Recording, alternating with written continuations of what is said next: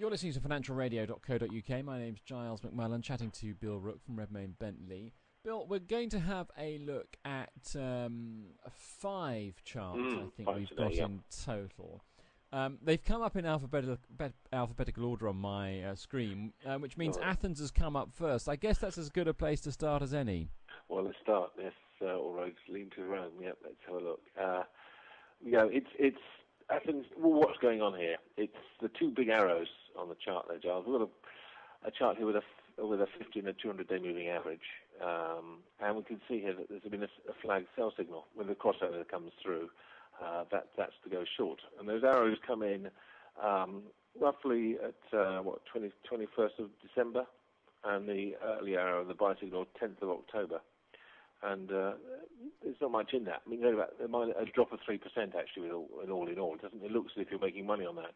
But the better way of entering this one was using the vortex, and that sort of gets in earlier, gets in May, and gets you out in November, late November. So it's marginally better. Not much in it. Again, not much into this one. This is one of the problems of trading essentially sideways markets using moving averages and crossover systems, is that if there isn't much movement in there, then you're not going to make much money. And this is basically a range-bound market, but it has, from the highs, fallen about 30-odd% now, and it doesn't look very strong at the moment. So it looks to be weakening still, getting to be oversold, but I wouldn't be surprised if it goes down to 1,500 the way it's going. So, but the trend is we are a bit stretched on the downside.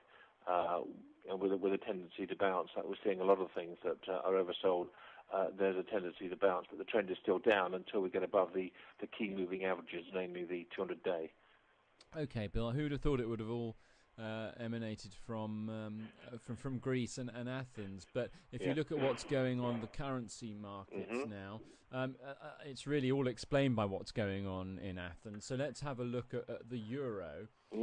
Greece, of course, one of the member states. Yep. And the euro is weakening as a result of what's going on in Greece. Well, this is it. And those 2 lines and those vertical lines on the chart, again, the vortex indicator telling you that the market was a buy.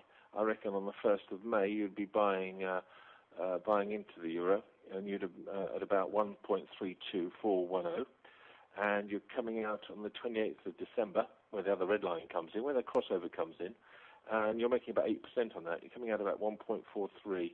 So with that, should you go short again, I suppose when the red goes there, you should go the other way, go short, and you should be shorting that now. And we find ourselves with a lot of hedge funds and a lot of investors going short on the euro, long and dollar. And the crossovers come in last week on the moving averages, 200-day, and the target to the longer-term downside, I reckon, could be where we were last February, and that is about 130, 129, 130 level, is the level. It can be extremely oversold there, and it's not going to be an even path. It's going to be one of those drifting down without perhaps a major fall in one go, but it's certainly on the way down still until we get crossovers. So it is, I suppose, it's very simple to read.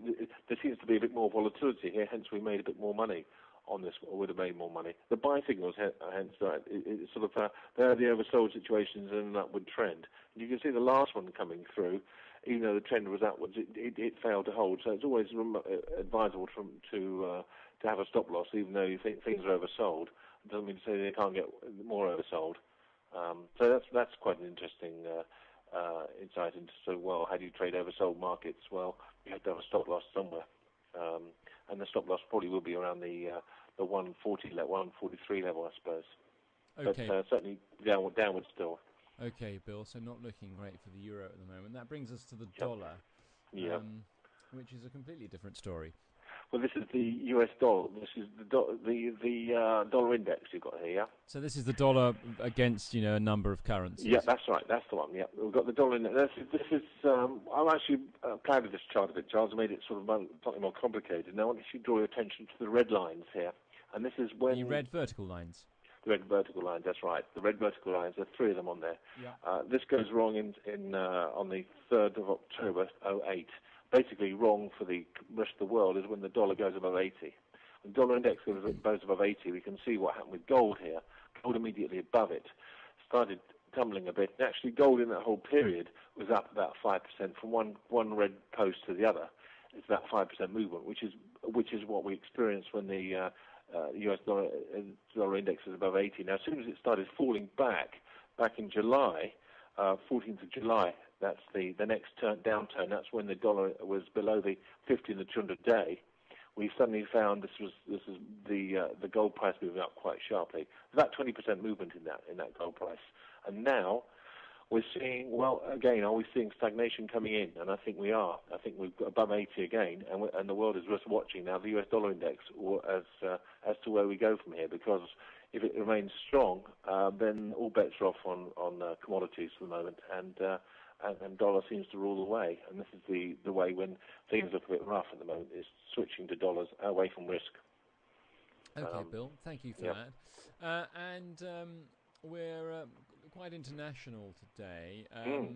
We've looked at the dollar, we've looked at the euro, we've looked at Greece. We've got the FTSE to come. There's one we're going to look at now, which is a stock. It's called China Shoto. Shoto, yeah. It's a power manufacturer, £70 million market cap. It's not big, but very, very interesting, because I've changed the bottom level here.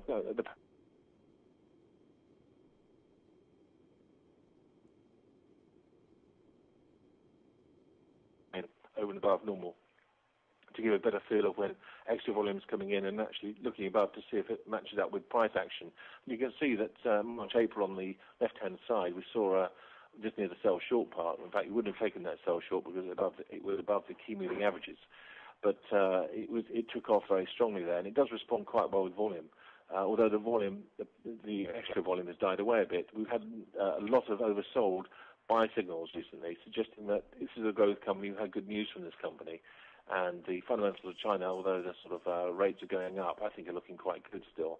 And this is in a way in on the for power surge equipment, alternative sort of support system. So it looks very, very good as it goes through. But again, we're waiting for more follow through from the price in order to justify holding on in there, really, I suppose. Okay, Bill, and finally the FTSE. Yeah, FTSE now. FTSE is, I apologise, we're sort of basically, oversold, but how is it going?